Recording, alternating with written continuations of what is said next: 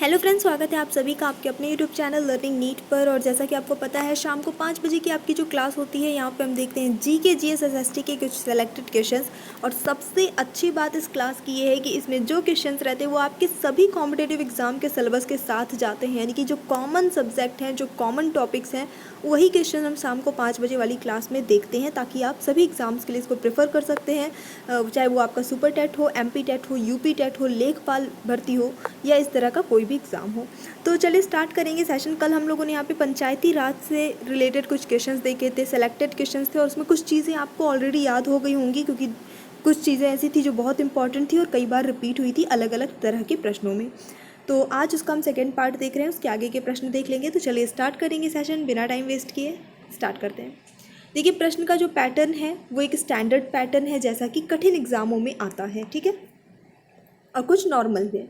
तो देख लीजिए, पहला प्रश्न जो है वो इतना बड़ा है कि इसमें एक कथन दिया हुआ है, एक कारण दिया हुआ है। पहले आपको इसको अच्छे से पढ़ लेना है और फिर नीचे जो कूट यानी कोड दिए हैं उसके हिसाब से आपको अपना उत्तर चुनना है। तो कथन ये है कि पंचायतों के प्रधान, प्रमुख तथा अध्यक्ष के पदों में महिलाओं के लिए, जिनमें अनुसूचित जाति, अनुसूचित जनजाति तथा पिछड़ी जाति की महिलाएं सम्मिलित हैं, आरक्षण से उनके क्रियाकलाप में एक सुस्पष्ट परिवर्तन आया है। ये कथन है। अब इसका कारण, यहाँ पे जो रीज़न है वो क्या है? ग्रामीण क्षेत्रों की महिलाएं इस आरक्षण की मांग लंबे समय से कर रही थी, ठीक है। तो अब आपने दोनों सेंटेंस को पढ़ लिया है। अब इसके आधार पे आपको देना है अपना उत्तर। तो ऑप्शंस देख लेंगे हम, क्या हो जाएगा। ए तथा आर दोनों सही हैं, परंतु आर ए की सही व्याख्या करता है। ए तथा आर दोनों सही है, परंतु आर ए की सही व्याख्या नहीं करता है। ए सही है परंतु आर गलत है। ए गलत है परंतु आर सही है। सब कुछ लिखा है आपके सामने, ए और आर। ए मतलब कथन हो गया, आर मतलब कारण हो गया। तो यहाँ पे जो सही उत्तर है ए वाला, जो यानी जो कथन है वो पूरी तरह से सही है कि पंचायतों के जो प्रधान होते हैं, प्रमुख अध्यक्ष है, इनके पदों में महिलाओं के लिए कैटेगरी वाइज जो है सम्मिलित रहती हैं, सीटें रहती हैं, और आरक्षण से उनके क्रियाकलाप में एक सुस्पष्ट परिवर्तन भी आया है। ये बात सही है, लेकिन ये बात नहीं सही है कि ग्रामीण क्षेत्रों की महिलाएं इस आरक्षण की मांग कर रही थी, ऐसा कुछ नहीं था। तो बिल्कुल आपका ऑप्शन नंबर सी सही जाता है कि कथन तो सही है लेकिन कारण जो है वो गलत है। इसके बाद देखेंगे, संविधान के 73वें संशोधन में प्रावधान किया गया है किसका? तो यहाँ पे कुछ ऑप्शंस दिए हैं और कोड फिर आपको चुनना है कि कौन सा सही है। पंचायतों के नियमित चुनाव कराने के लिए, महिलाओं के लिए सभी स्तरों पर सीटों के आरक्षण के लिए, राज्य वित्त आयोग की संस्तुति के अनुसार पंचायतों को फंड्स का अनिवार्य रूप से हस्तांतरण एवं 11वीं अनुसूची में दिए गए विषयों के संबंध में पंचायतों की शक्ति का अनिवार्य रूप से हस्तांतरण। तो अब ये चारों में से कितना सही है, कौन कौन से ऑप्शन सही है, ये आपको कोड में से देख के बताना है। 73वां संशोधन, जो कि कल की क्लास में हम लोगों ने बार बार ये चीज़ें देखी थी। तो दरअसल ये चारों ही कथन अपनी जगह पे सही है, तो ऑप्शन नंबर डी यहाँ पे सही होगा, सभी चारों। वह राज्य जिसने सबसे पहले पंचायती राज स्वीकार किया था, उत्तर प्रदेश, बिहार, गुजरात या राजस्थान? कल की क्लास जितने लोगों ने ली है सबसे बनेगा ये उत्तर। बिल्कुल रिप्लाई कर दीजिए। Very good, option number D बिल्कुल सही हो जाता है, राजस्थान, ठीक है। एक क्षेत्र पंचायत का क्षेत्र निर्धारित किया जाता है किसके द्वारा? राज्य चुनाव आयोग द्वारा, राज्य सरकार द्वारा, मंडल के आयुक्त द्वारा या जनपद के जिलाधिकारी द्वारा? एक क्षेत्र पंचायत का क्षेत्र कौन निर्धारित करता है? सही उत्तर होता है इस प्रश्न के लिए आपका ऑप्शन नंबर बी, राज्य सरकार द्वारा। राज्य वित्त आयोग का गठन भारतीय संविधान के अंतर्गत किया जाता है, यानी कि कौन से अनुच्छेद के अंतर्गत? अनुच्छेद 243 एच के अनुसार, अनुच्छेद 243 आई के अनुसार। ये पूरा सेम ही है, बस एच आई जे के ये अलग अलग है।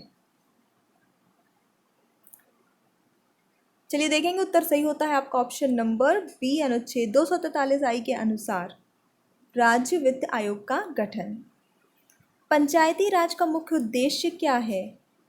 कृषि उत्पादन को बढ़ाना, रोजगार बढ़ाना, लोगों की राजनीतिक जागरूकता को बढ़ाना, या लोगों को विकास मूलक प्रशासन में भागीदारी के योग्य बनाना? पंचायती राज का मेन उद्देश्य क्या है?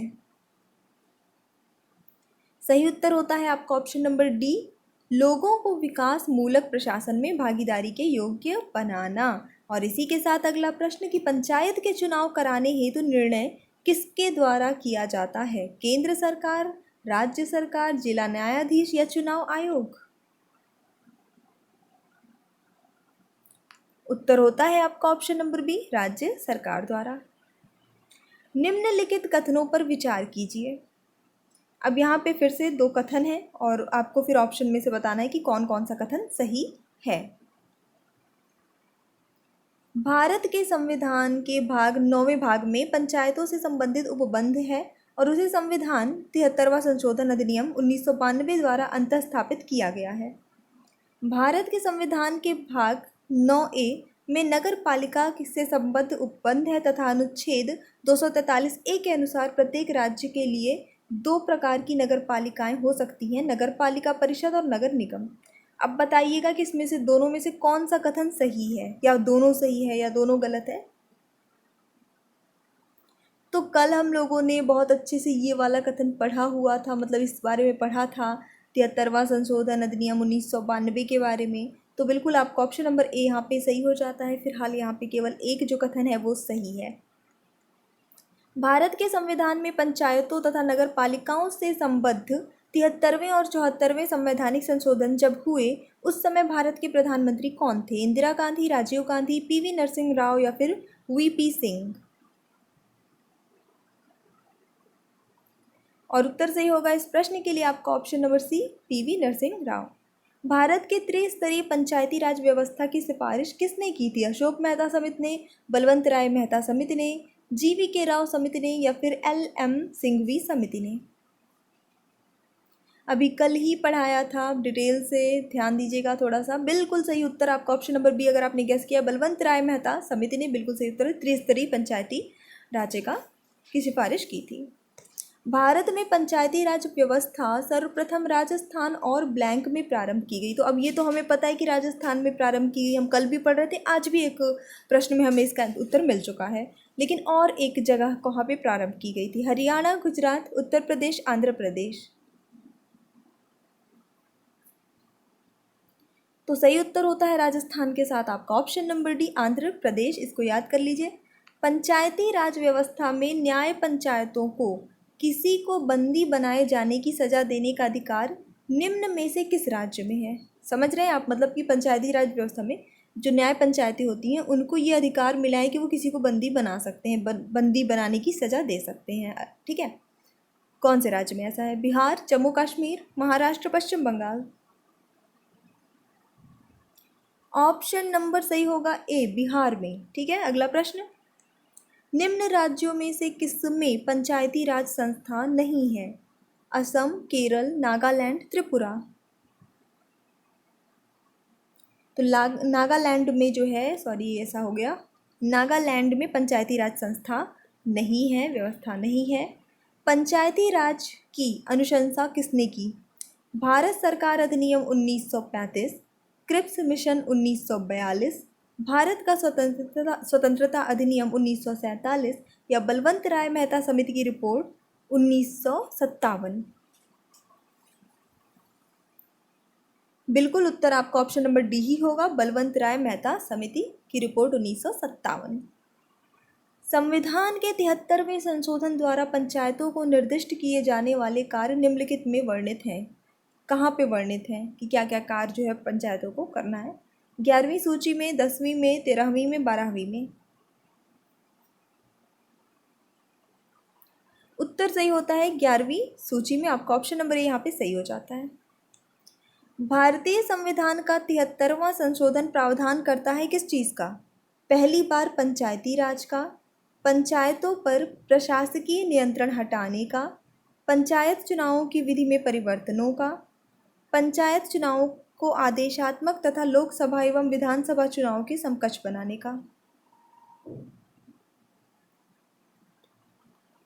और उत्तर सही होगा आपका ऑप्शन नंबर डी, पंचायत चुनावों को आदेशात्मक तथा लोकसभा एवं विधानसभा चुनावों के समकक्ष बनाने का।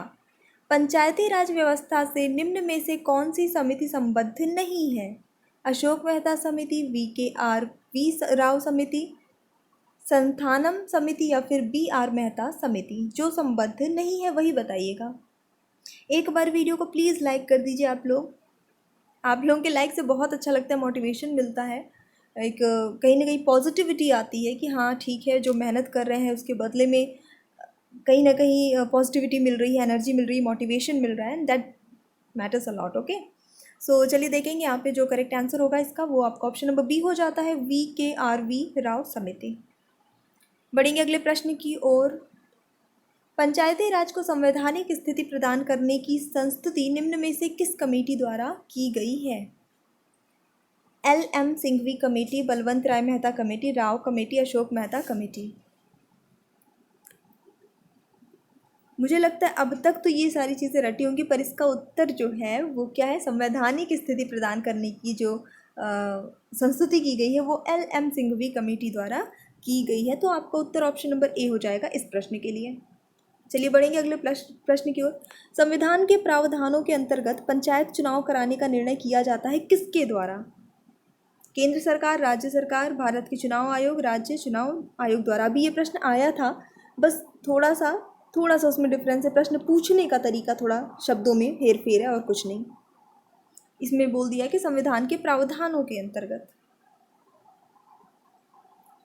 तो चलिए देख लेंगे, राज्य सरकार ही इसका उत्तर हो जाएगा।